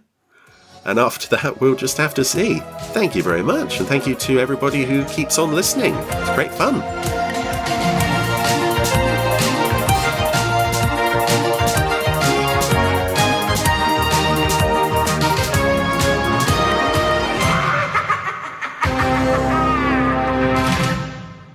Stop saying goodbye. We're done now. Well, that was rather unusual, wasn't it? Yes, it was. I have to say, I think that's the most fascinating, interesting, and wonderful interview featurette we've ever had on the Gerry Anderson podcast. Really? Yeah. Well, and then we should pat those guests on the back. Richard James, Chris Dale, Jamie Anderson, you're all fantastic. Well done. Yeah. Ben Page, beautifully put together. Thank you. Well, Podsterons, we wouldn't be here if you weren't listening, so thank you, and thank you for listening to that. Although I do feel like I've been watching a feature and then I've fallen asleep on the remote and mistakenly played the extra feature and then woken up during it and sort of feel all confused. Yes, that's really good. Yeah. It's a very strange time. But yes, lovely to look back. Can you put your finger on a favourite interview? That's, I'm not, it's perhaps a bit like choosing a favourite child, isn't it? But which one really stands out for you? Well, there's lots, but I think Gary Newman was a really good one because it was the first one where I was talking to somebody who knew the shows but hadn't really revisited them, and watching the moments of recollection and nostalgia popping up was really amazing. So that was pretty special. I enjoyed going to Chris Packham's house. That was cool. Yes. And going through his amazing storage place of all of his toys and goodies and hearing his point of view. And then obviously I mentioned them before, but I think a couple of highlights are Samira Ahmed and Kevin Fong and Matthew Sweet, all of whom brought a kind of forensic psychological analysis which we hadn't really had before, and I really enjoyed those. So there you go, there's my one pick spread across 5 or something. And how about you, Dickie? Well, for me, it's got to be #MummyA. Oh, really? Rick, to hear from someone who was sort of there and charting, it's rather like the documentary that we've all been enjoying perhaps over the last few days, the highs and lows of Gerry's career, and in no way being judgmental about it, but just sort of laying it out factually. This is what happened, and this is how he felt, and this is what happened next. Was really fascinating. Gave us a real insight, I think. Yeah. Oh, well, I'm sure she'd be well chuffed that you. Bless her. You think that's the case, so that's great. Now I'm going to head on over to Twitter. Brilliant. Yes. Did that make sense? Yes, perfect sense. Do carry on. Now, Trevor Knight has said 200 not out. Happy birthday to the #Gerry Anderson podcast. Really looking forward to hearing what you have in store for us. Oh dear. Hope you didn't disappoint. Hoping the 200 candles don't lead to a Derek Meddings style explosion. That would be fun, wouldn't it? Well, it's only if Chris turns up with a cake with 200 candles in, which hasn't happened yet. Probably the reason he's late is because he's so laden with all this stuff. It's probably, quite difficult. By the time you've lit the 200th one, the first one's burned down to nothing. That's true, yeah. Jay the Time Being tweeted, now this is in response to my question last week about Sir Jason Kenny perhaps being the first Knight of the Realm on the podcast. Well, says Jay, Sir Jason Kenny wasn't the first or only knighted guest. Because pods 1, 6, 1, 2 and 3 featured... my mistake, I know. Sir Richard Taylor. Yes. I don't know why I forgot him. That's terrible, Jay says, but of course Richard was insistent that you only had permission to use his title once and once only, so it's quite understandable that we forgot. It does make sense, I suppose. That's fair enough. Becca says, train tickets, hotel, cinema and concert tickets booked for A Life Uncharted and the Gerry Anderson podcast live recording and the Standby for Action concert. It's going to be a weekend of Gerry Anderson goodness. Well, it certainly is. It absolutely is, and we can't wait to see you all there. Now, Richard James. Yes? I've become a podcast archaeologist during this one, as you know. That explains the dirt under your fingernails. Absolutely. Well, I've just been biting that out, actually. But anyway, I have just found... Oh, yes? The genesis of our podcast. Which sounds like a fantastic Tom Baker episode from 1975. The genesis of the podcast. Yes, absolutely. I'd watch that. Well, do I have the right? Now, so I sent you a message. Yeah. Well, actually, on the 21st of May, 2018, at 4:33 p.m., I said, Richard, I have a proposition for you. Oh, God. You said, ha, shoot. I think that meant go ahead rather than no. Yeah. I said, so I want to go ahead with the Gerry Anderson podcast from July, and I would love, and that's in bold with double asterisks, love, for you to co-host with me. We do it over the phone once a week, half an hour or less. Well, that was clearly a lie. Well, that I also said, believe this or not, Richard, I said, I'll do all the preparation for it. Did that you? lasted. Yeah. Yeah. So you said, sounds fun. What sort of content? Yes, there we are. Me trying to sort of feel my way through the proposition. And this is where the structure came from. I said, bless you, we'll do it on the phone or online once a week or so in advance. You'd record with a little device or thingy and upload for me to sync at the end. Well, we're much more advanced these days. In those days, yes, that's right. Chris Dale doing a 4-minute section was my original proposition. Oh, right. 15-minute interview, 15 to 20 minutes of us chatting, news, emails, probably some crossover with Fab Live.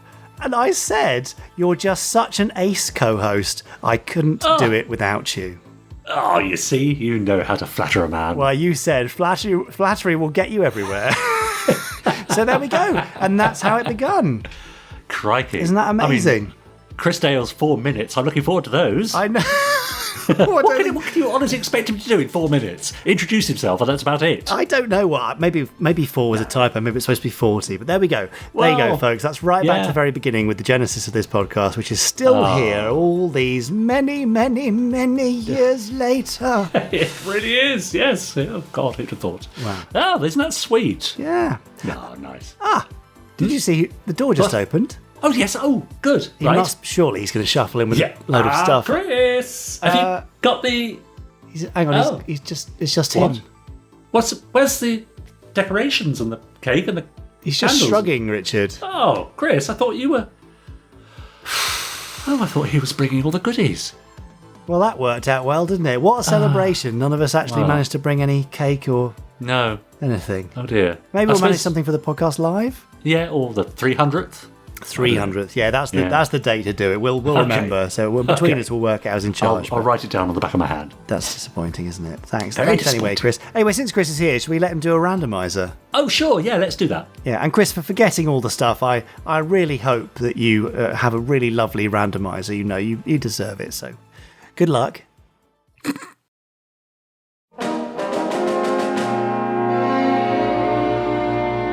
And so you see, with this week being the 200th edition of the Gerry Anderson podcast, Marina and I felt we really needed someone quite important to press the button on the randomiser today. Well, that's swell of you guys to put me in the hot seat. Oh, Scott, it is simply unforgivable that we haven't got round to you before now. Forget it. I'm glad we could help. It all looks pretty well organized to me. Well, this section of the podcast is, Marina? Of course, I can't speak for Jamie and Richard's side of things. Yeah, well, I understand the situation, but this is a serious matter, you know. Absolutely, yes. No messing about. Pod 200 isn't the place for that. No, sir. It sure isn't. Well then, Scott, if you'd like to press the button... Sure. Oh, sure, boy.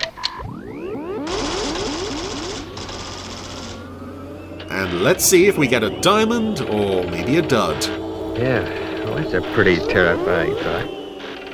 Well, there's the printout, so Scott, if you'd like to tell us what Pod 200 has in store for the randomiser.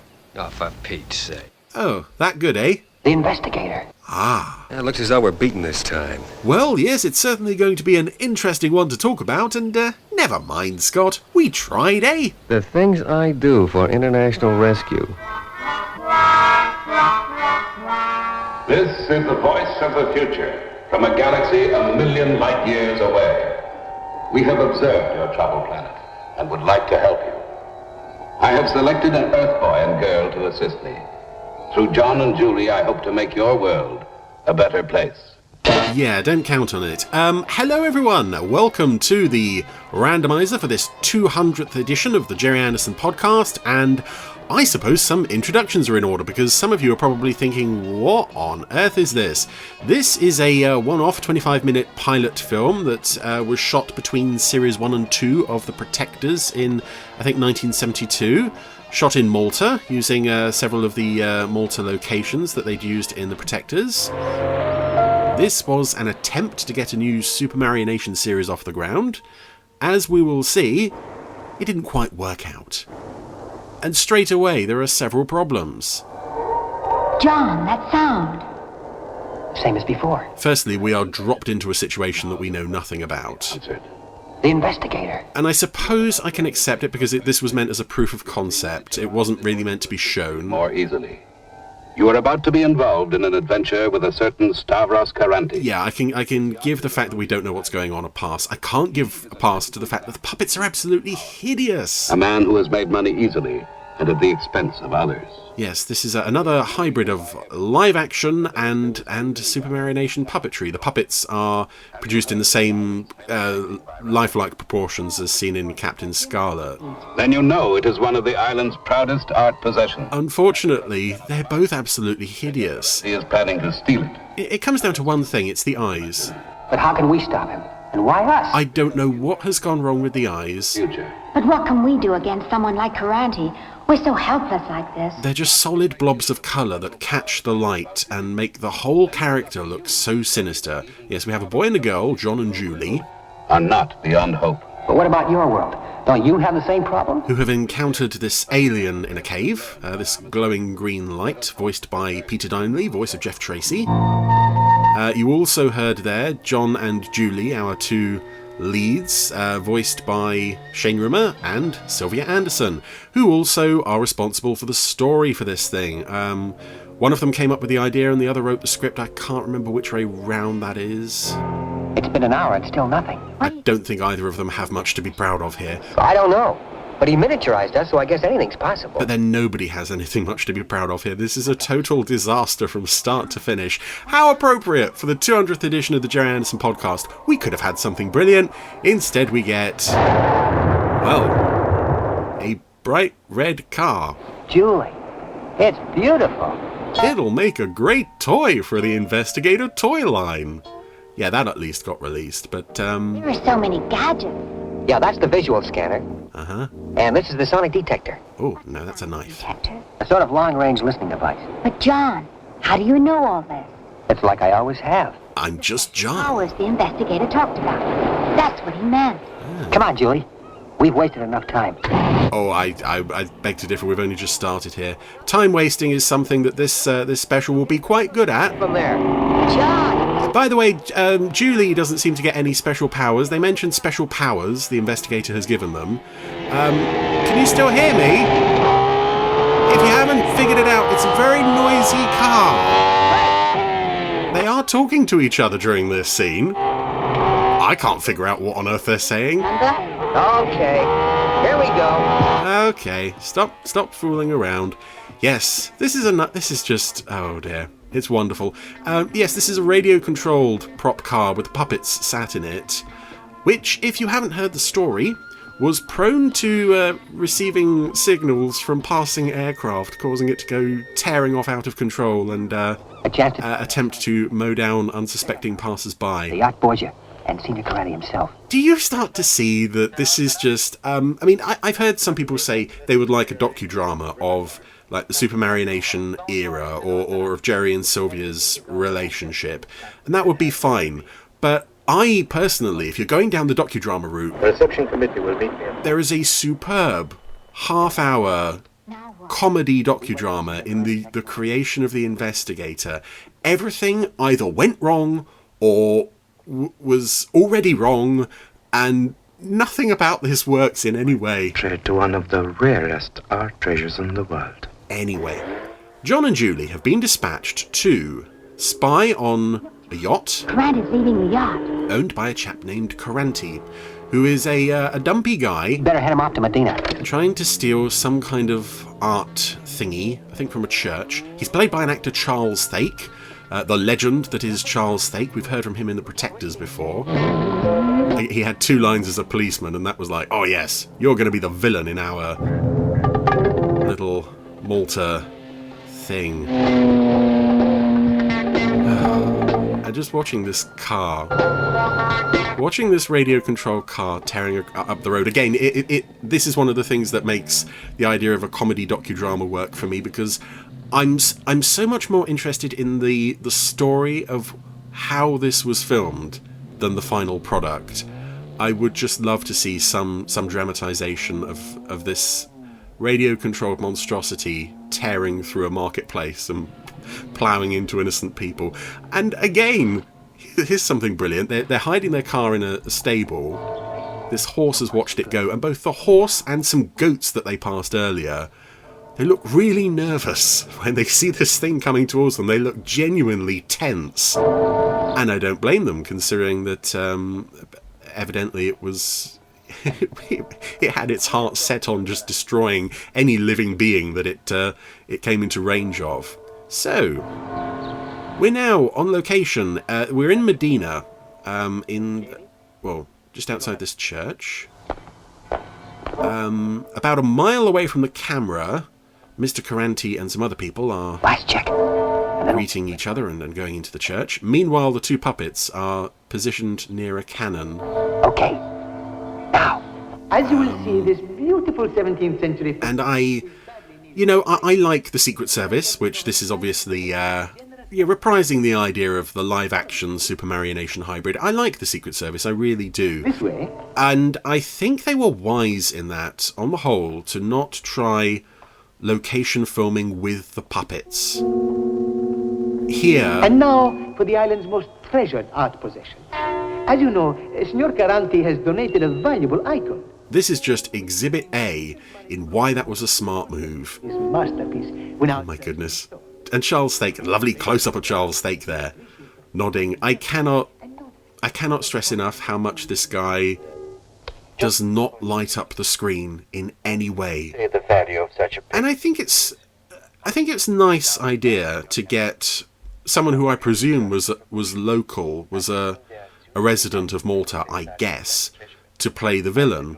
I just find it strange that... The least we can do is to reassure you by acquainting you with our security. Well, they didn't use now they'll tell him an English artist that they were more familiar with. I think this would have... I don't think it would have saved it, but it would have been helped enormously if you had put... that's a disconcerting scene transition there. Imagine if you put someone like Patrick Allen or Maxwell Shaw. What's Maxwell Shaw doing? If you cast one of those two as the villain, it wouldn't save the programme, but it would certainly liven things up a bit. To have, a decent actor for these puppets to go up against. Puppet for insurance. Instead, we just have... You should know by now, I never take risks with my own possession. Charles Stake, shot from about a mile away. I don't know what this programme's problem is with... Inside. And we still don't know when they'll stage is there. Getting up close to the actors is... Only we had a boat. But we have, Julie. A special one. All part of the investigator service. That's another of my powers, Julie. I know that we have a boat. And here it is. Julie's power is, I guess... Well, they are nebulous and undefined and seem to extend just to... Oh, I wish we had a thing. And then John says, but we have the thing. So, while Mr. Caranti... That's it. The whole thing shouldn't take more than half an hour. And his chum plot the best way into the church to steal the art thingy that they want. John and Julie... Well, they were conducting surveillance outside. Unfortunately, Julie chose to rest her foot on a glass, and she knocked the glass over. Julie is not very good at anything, as we are going to discover through the course of this, although John is not much better. Oh, yeah, here we go. Another wonderful example of live action and puppetry in the same shot, just failing to integrate. When you see them in the same frame together... You see them for what they are. You've got human beings and you've got puppets. And the fact that these are so terrible puppets... Let's waste no more time. There's no one here. It doesn't help. But I'm sure if you put Captain Scarlet or Scott Tracy or whoever in there, it still wouldn't look particularly convincing. So, our villains is Mr. Caranti has a pal working with him. John, I was so scared. And useless.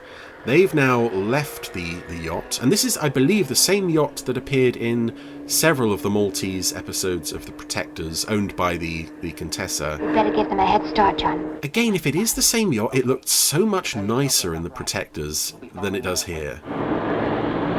So, John and Julie are off in pursuit of Mr. Caranti. Oh, I don't like that scene transition where they just whipped the camera around and put the sound of a plane going over. That doesn't quite work. Neither does the sight of this poor old... As with the car, the boat is radio controlled.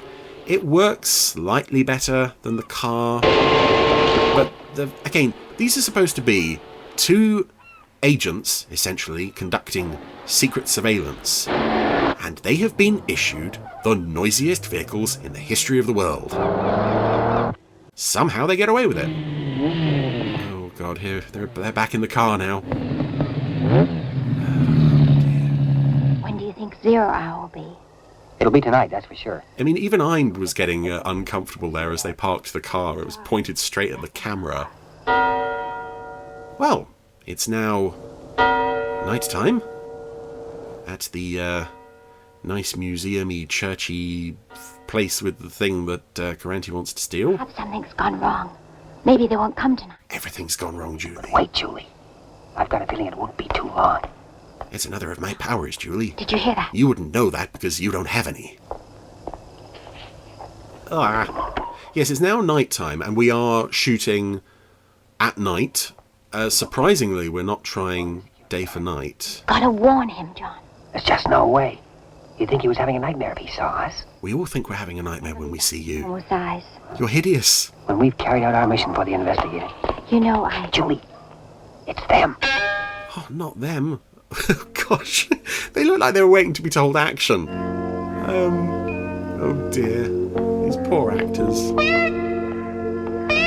Oh. The score is getting twangy. A bit sexy there. As, the security guard. They've attacked him. Henchman has attacked security guard. Oh, and I've got to say again, although I've already said it, this is a really good example of what I was saying earlier with the puppet's eyes. He's not too bad. Shot at night. I mean, some of this might be day for night. Inside the church. But the darkness just illuminates the puppet's eyes, turns them into these hideously reflective orbs. There's a close-up shot of John there. It's just this radiant blue. There's nothing to get attached to with these characters. Even the fact that it's Shane Rimmer and Sylvia Anderson. More expert surveillance. John decided to stand on the organ, which has, needless to say, scared the bad guys. Oh, he's doing it on purpose. Okay. Has it scared them off? No, they're going to carry on while he's doing that. 4783. Is this the hospital? Who's calling, please? It doesn't matter who I am. But I must have... There's a man injured. Injured? Yes, that's right. Seriously? A head wound. Where are you calling from? He looked directly at me and turned to stone. Yep, so Carenti has got the painting out of the frame. John is now on a suspended candelabra thingy, just swinging backwards and forwards. Look out! What? Oh, right, the very slow-moving candelabra that's actually nowhere near us. Oh my goodness. Oh, Charles Thake making a speedy getaway. Oh, it's beautiful. It's beautiful. He's just not built to be the villain in an action show. John! And of course, they shot at John. And he fell off the swinging candelabra thingy. Will he be alright? Well, let's find out.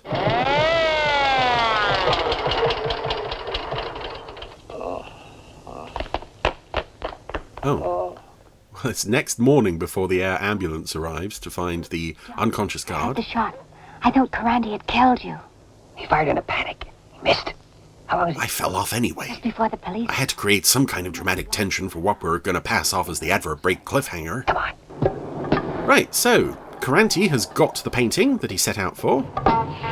He's just dropped off his henchman. I think that might be him out of the picture. But of course, the investigator mobile is on the trail. What Scanner tells us. Not much. Oh no, they found him. There he is, John. Yes, one car on that sole stretch of road that their incredible TV screen in the car managed to pick up. Oh, and they've sped up the footage of the car here. One thing I do like here, though, is this, oh god, sorry, that car. Every time we cut to that car with the engine roaring, it's just... And the fact as well that it's clearly not anywhere near the same road that Carenti is on. It's just whatever footage they had available afterwards. But I really like a lot of the John Cameron incidental score, which isn't really surprising considering quite a bit of it comes from The Protectors. This track in particular was from the two-parter Wham. I think some of the music we hear here though is original. Probably not much. Anyway, John and Julie have roared their way to the airport. I believe they are going to secure themselves aboard the plane that Mr. Carenti is going to use to get his painting out of the country.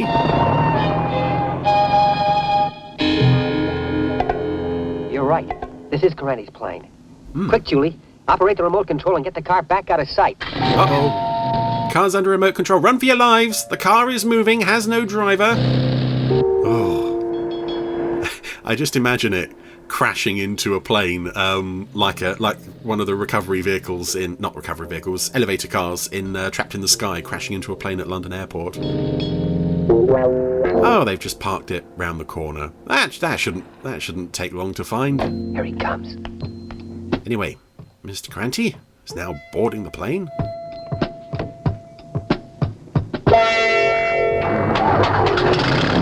But unbeknownst to him, John and Julie are on board. Now, one thing I'm not sure if I've really touched on here, I've probably mentioned it in passing. John and Julie, obviously being puppets, their characters, it's pretty pleased with yourself. Suggested that these are human teenagers who have been shrunk to 1/3 normal size in order to help them carry out their missions for the investigator more efficiently. Possession. Not a work of art. It does. I don't get it. I don't get it, beyond the fact that it allows this... Where's it coming from? ...live-action puppetry hybrid to take place. Correct. It doesn't work, and I don't think this story makes enough of the idea. You don't really get an impression of why this is so important that they have to be shrunk at all times. If it was one power they had, and they had some control over it, then fine, but here it's like, no, you are permanently shrunk. You will do the bidding of the investigator, ask no questions. Right, Julie. And here's another great example of this not working. Caranti, having taken off from Malta, is now flying over fields in England because they just ran out of time to get all of the shots in that they needed. So we've gone from a perfect blue clear sky in Malta, and also in close-up shots of Caranti, to the most overcast, rain-heavy clouds that you can imagine. Help me!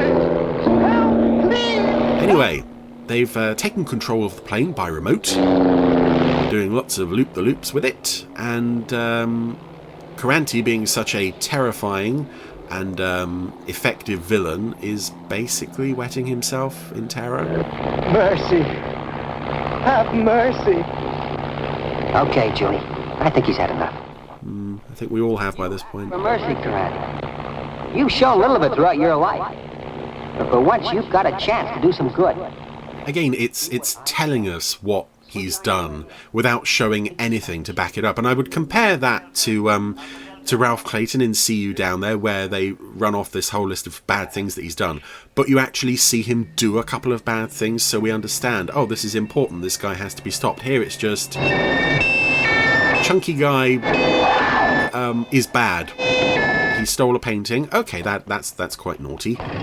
But beyond that, I don't really care what he's done. And that's it. The police have arrested him. So... All's well and good. Special day. We have much to give thanks for. We're now back in the church. The return of our precious... Julie is watching restored to its the priest give a sermon. She's just completely unconcealed. For our church restoration. Looks like almost like she's about to give a reading or something. Has triumphed over evil. Where's John? Greed defeated in the face of justice. He's climbed onto a bell. And he's pulling the bell. Because remember, he's a top secret agent that doesn't need any attention drawn to what he's doing in case people start freaking out. Because he's a horrible, freakish puppet. So that's why he's ringing the bells and drawing as much attention as he can to himself. You see why this isn't working? And again, as I said, this was never meant to be broadcast. It was just a proof of concept for the Andersons to show to their friend George Heinemann, who was, I think, controller of children's programs at NBC, to say, look, here's an example of something we could do. Your strange civilization. And in the end, they never showed it to him. That, of course, is the whole idea. Because everyone involved with it saw that it was a complete and total disaster, and it now only, it's available on the Lost Worlds of Gerry Anderson DVD, for those who fancy a look. But I would love to see a docudrama based on the filming of this and then the post-mortem. I just have this vision of Gerry and Sylvia sat together afterwards, right? Gerry, what did we learn? Well, we learned we really shouldn't take the puppets on location. We really shouldn't try to film remote control vehicles near airfields. And we really, really, really shouldn't make any more of The Investigator. Well, the investigator. Right. I mean, it's nothing less than you deserved, Chris, for that. But exactly. Clearly you enjoyed it in a weird way. It does have quite a catchy theme, though. Yes, I suppose it does, doesn't it? Now, who's that from? It's Vic Elms who did that one, who did the Space 1999 score that was sort of rejected and covered up. Right, yes. So, not so great there. But it's kind of catchy in a naff, cheesy way. But, yes, I mean, thank goodness there's only one investigator, that's all I'll say. And thank goodness there's only one Chris Dale. Well, we couldn't do it without Chris. No, Chris is really. An essential part of the mix. I mean, if you were to analogize us with components of cake batter... Oh, yes. Who would be what part of the mix? Oh, well, I'd be the flour, surely. Light and airy. Brilliant. Well, Chris would be the sugar, bringing the kind of sweetness. The sweetness and the flavour to it. And you'd be the eggs. And I'd be very binding eggs. Yes, Brilliant.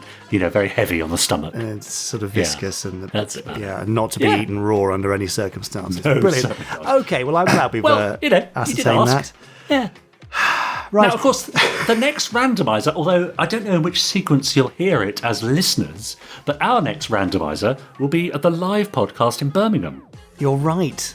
But that may be broadcast the week after, mightn't it? Because if we're of doing it editing on the time. Saturday, that's a bit of a quick turnaround, isn't it? We're not quite sure when you'll hear that. Hopefully you'll hear Yes. it soon after the recording. We'll turn it around as quickly as we can, but poor Ben and Laura are only human. Hey, how disappointing. I know, it's unbelievable, isn't it? They seem so much more, but no, they are just brilliant humans. So we'll see how we get on, but it'll be with you in the next week or two. Yes, good. Have you got more? Yes, I have. Yes, I know what you're going to ask, and yes, I have. Because over on our YouTube channel, people have been commenting under the last couple of podcasts and Fab Facts and so on. For example, under the pod 199, that's just last week's, Ian Dealey said he can't wait for next week's 200th podcast. We've had 199 episodes already, and it's still going strong. FAB. Dr. Ghoul posted, nice hoop jerseys. A bit pricey, he says, but still nice. So, how long before the Spectrum jerseys? Blue, green, white, scarlet, and of course black. Great question. I couldn't possibly say, but they may have been discussed. That's all I can say. All right. Dog Walker posted, Pod 199 should have been dedicated to Space 1999. Yeah, well, why didn't we think of that? Well, because Pod 1999 will be dedicated to Space 1999, obviously. He said it was fun anyway, but there's a thought. So does that mean that Pod 2040, which isn't so very far away... Oh, yes, it is, isn't it? It's quite a long way. Yeah, okay. Well, I thought it could be a Space Precinct episode, but I thought that would be 240, but of course it's 2040. Yeah, I mean, missed Pod 88, obviously. Away. Yeah, that's right, yes. And beneath our little video of Fab Facts for the when real hands were used in Super Mario Nation, Jin Key posted, the real hands always bugged me. They should have glued a puppet hand to the dial and then turned the dial from underneath the console. Yes, that would have been an option, although that would have made the whole arm twist crazily, wouldn't it? Which would have been unnatural. That would have been odd, yes. Ian Fleetwood said, I never had a problem with the human hand being inserted. To me, it gave me, as a child, a bit more realism. The one I do remember best is Vault of Death. Not just because of the eye being that of Lady P looking through the keyboard, I think that is, but also keyhole, that'll be it, yes. But also of a female black leather gloved hand clinking its fingers as Parker tries to break into the safe. Funny what sticks with you, isn't it? It is, isn't it? Yeah. And Mad Map said, the sudden change to humans did used to confuse and creep me out slightly as a kid. Also, he says, can we have an entire Fab Fact done in Sean Connery's voice, please? Over to you, Richard James. Do you want to do that at the podcast live? I couldn't possibly comment. Oh, amazing. Well, that's a yes then. Yeah, great. Right, done. Can't wait for that Fab Fact. Yes, all for now, but do head on over to YouTube and post your comments beneath whatever video you happen to be watching. And if I spot it, I'll read it out next time. Amazing. Yeah. What a lovely load of contributions from our lovely Podsterons. I wondered where that sentence was going. No. But yes, you're right. Well, they were a lovely load of contributions. We really appreciate everything you've had to say and all the lovely stuff that's kept us going over these 199 podcasts that you've been emailing in for. Yeah, indeed. Yes. Really amazing. And who knows what the next 200 podcasts will hold. Blimey. Yeah, dread to think. We'll have to find out, but at least we know the 201st for us in terms of recording will be fun. True. and could go horrifically wrong. So, in which case it'll be even more fun. Yeah, can't wait. It's going to be brilliant. So I guess there's nothing further for us to say other than for me to say, Richard James, thank you so much for being a brilliant co-host for nearly 4 years, for 200 pods. You've been absolutely amazing, and we couldn't do it without you. The same for dear old Chris, doing his randomiser, working hard, watching an Anderson show every week to do that. So great work, Chris. Thanks to Ben and Laura, producing and editing the podcast every week, to Benji Clifford for our amazing theme, which everybody loves so much, and we know that indicates to all that you're about to enter 90 minutes of gubbins, which is obviously key. To Mark Silk and Robbie Stevens for our outro and intro jollies. It's just a brilliant team. So thank you very much, everyone. Thank you all for listening. Anything you'd like to add, Richard James, or are you happy with my list there? Well, no, pretty much. But just to reiterate what you said there, thank you so much to the people who really count. The Podsterons, our lovely listeners, because, obviously we wouldn't do it if it weren't for you. And you bring so much with your emails and Facebook posts to the podcast that, we really couldn't do it without you. Thank you so much. Absolutely. Otherwise, it would just be two nutters speaking into the ether. Yeah, and who needs that? Yeah, well... no comment, I think. Perhaps on that note, we should leave this, the 200th episode of the Gerry Anderson podcast. Thank you so much for listening and having us in your clammy ears. We'll be back with Pod 201, which will be live or not. And if not, then Pod 202 will be live. Anyway, that's enough. I'll stop talking. Goodbye. Bye.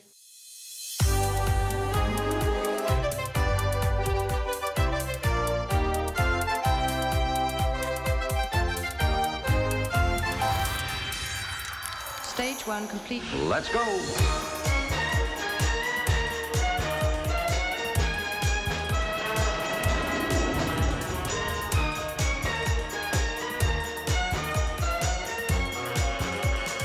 Spectrum is green.